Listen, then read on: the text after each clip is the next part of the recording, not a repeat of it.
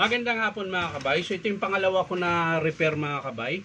Estimate 39504. Ang model nito mga kabay ay ECD711.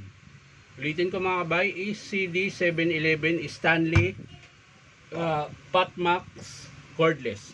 Ito yung merong hammer, drill. Ayan, may reverse, may forward. Ayan, so ang sabi ng customer, namamatay-matay, minsan gagana, minsan hindi. So ayan, titesting natin.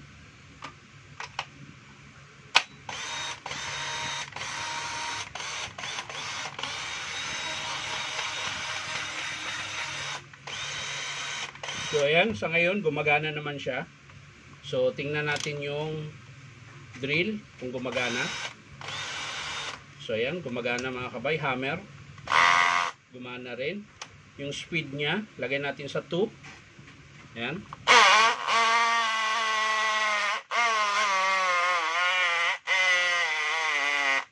So ayan mga kabay, namatay na. Wala na. Ayan, gumana lang siya uli. Yun, patay na naman siya ulit. So yun po yung ano ng customer. So ngayon mga kabay, titingnan natin kung anong dahilan. So ang pinakadahilan pag mga ganyan mga kabay, kapag ang pisil mo ng trigger ay delay yung under niya, sira po ang switch niyan. Kapag ganito naman mga kabay, namamatay-matay, minsan pag tinagilid gumagana, o kaya gumagana siya pag hinammer mo na siya, pag nagbabibrate na, nawawala. So minsan, carbon po yan, pudpud na. Ang problema nito mga kabay, buo po ito sa motor. Ayan.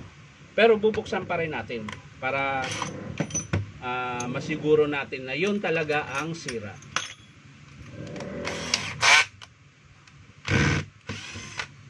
Bubuksan pa rin natin.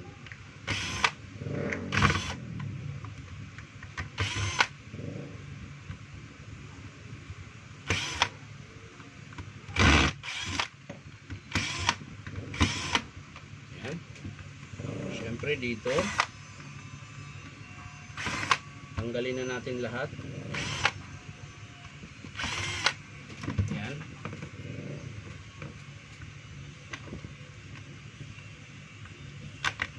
Yun.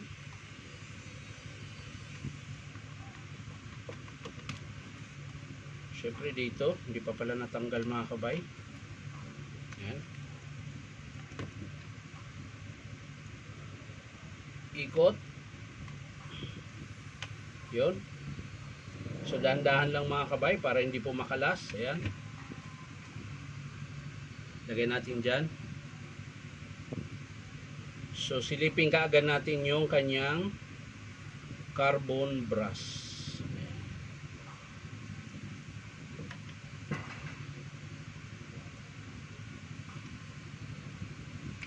Tanggalin natin dito. So yan mga kabay, nakita ko na po yung dahilan kung bakit hindi po siya sa carbon. Ayan, dahil yung carbon niya, maiksi naman yung carbon mga kabay. Lagpas na po siya sa kalahati, hindi ko lang makita. Wala na rin yung flashlight ko Hindi ko na i-charge. Yun. So yung carbon niya mga kabay ay lagpas siya sa kalahati. Lagpas na.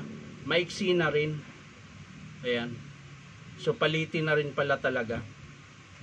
So hindi po dito talaga ang problema. Ang problema po dito po sa terminal niya.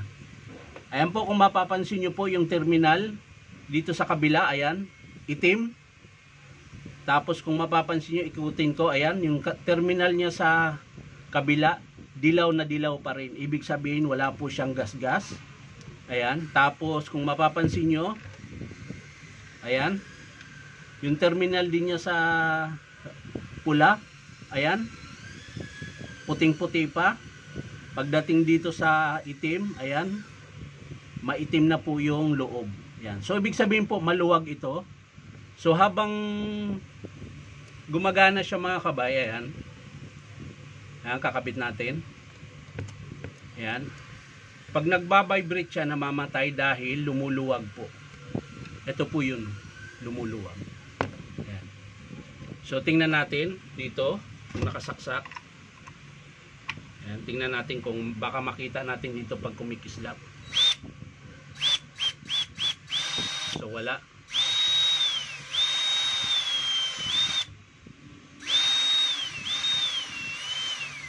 Ayan po oh. Ayan oh. Oh, namamatay-matay po siya pag ginagalaw ko yung terminal. Ayan oh. Ayan oh. Wala oh. Oh, meron. Ayan. So ito po yung dahilan. Yun sa pinaka-terminal niya. So kaso lang yung carbon niya mga kabay maiksi na rin. So hindi lang po dahil dito sa terminal. Kung mahaba pa sana yung carbon, ihihinang ko lang ito para hindi na po siya maglulos. Ayan, ang luwag po kasi oh. Tingnan mo yung kabila, hindi siya ganun, hindi siya maluwag, mahigpit.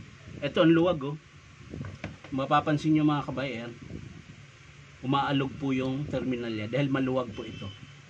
Yan. Yun po yung dahilan minsan kung bakit minsan pag tinatagilid mo yung barina, minsan gumagana, tapos pinatayo mo, namamatay. Yan. Pero dalawa po lagi yan mga kabay. Kung hindi dyan sa terminal, sa carbon din po minsan. Yan, pag pinatagilid mo, gumagana, tapos tinayo, nawawala. O kaya pag binaliktad mo, gumagana din siya. So dalawa po yung isipin mo kaagad na dahilan. Kung hindi sa carbon, doon po sa terminal niya maluwag. Ayan. So ang pinaka-estimate ko dito mga kabay ay motor. Itong switch niya hindi ko na i-estimate. Ang gagawin ko niyan, hanap na lang ako ng panibagong terminal na ganito. Ito na mahigpit. Tapos kakabit ko dito. Ngayon kung hindi naman siya, wala akong mahanap, ihihinang ko na siya mga kabay para hindi na siya maglulos. Ayan. So yan lang mga kabay. Maraming salamat sa panonood at palike and share na rin po. At syempre po, baka naman pwede makahingi sa inyo ng isang subscribe dito po sa aking YouTube account na Inom Tabay. So yan mga kabay, dahilan po ng pagka namamatay-matay siya ay dahil po dito sa terminal. Ayan. So yun po yung dahilan kung bakit namamatay, aandar, mamamatay, aandar. Ganun ang nangyayari. Lalo na pag nakahammer ka mga kabay, mabilis mamamatay ito. Kasi nagbabibrate siya, umaalog yung terminal. Ayan. Yun nga lang, maiksi na rin yung carbon brush, kaya idadamay ko na po yung motor. Isang buo po kasi ito mga kabay, hindi lang po carbon. Buong motor ang papalitan dahil maiksi na yung carbon. So yan lang mga kabay, maraming salamat. Bye-bye.